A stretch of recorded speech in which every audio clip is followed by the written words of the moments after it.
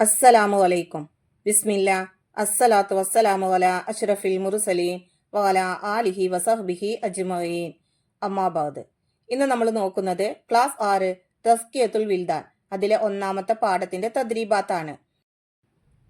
ഈ ഷോർട്സിൽ നമ്മൾ തദ്രീബാത്തിലെ കുറച്ച് പ്രവർത്തനങ്ങളാണ് നോക്കുന്നത്. ഇതിലെ മുഴുവൻ പ്രവർത്തനങ്ങളും നിങ്ങൾക്ക് വീഡിയോയിൽ ലഭിക്കുന്നതാണ്.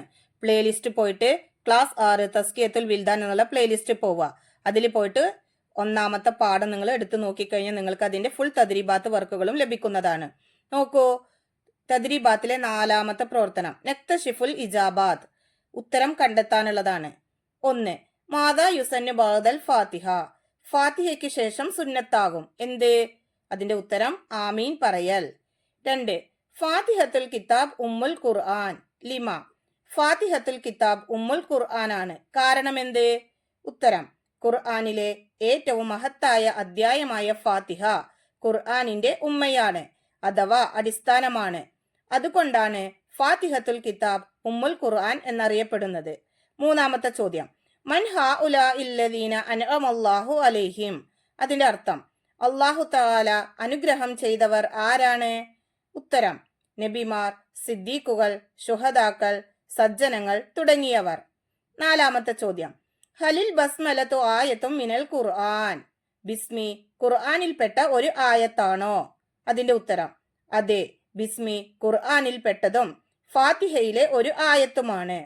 5ാമത്തെ ചോദ്യം ലിമ തുസമ്മൽ ഫാത്തിഹത്തു ബിശ്ശാഫിയ, അതായത് ഫാത്തിഹയ്ക്ക് ഷാഫിയ എന്ന പേര് വരാനുള്ള കാരണമെന്ത്?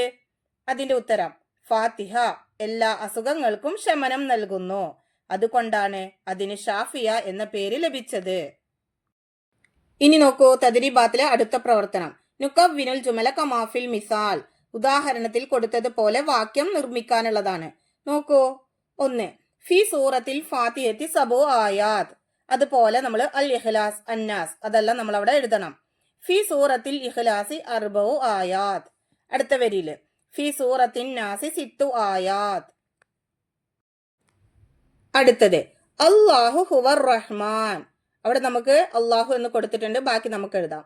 അല്ലാഹു ഹുവർ റഹീം. അടുത്ത വരിയില് അല്ലാഹു ഹുവൽ അസീസ്.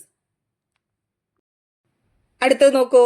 3ാമത്തത് ഫാത്തിഹത്തുൽ കിതാബി ഹിയ ഉമ്മുൽ ഖുർആൻ, ഇവിടെ താഴെ നമുക്ക് ഹിയ എന്ന് കൊടുത്തിട്ടുണ്ട്, അവിടെ നമ്മൾ ഫാത്തിഹയുടെ പേരുകളാണ് നമ്മൾ എഴുതേണ്ടത്. ഹിയ സബുൽ മസാനി, ഹിയ ഷാഫിയ, ഹിയ ഫാത്തിഹത്തുൽ കിതാബ്.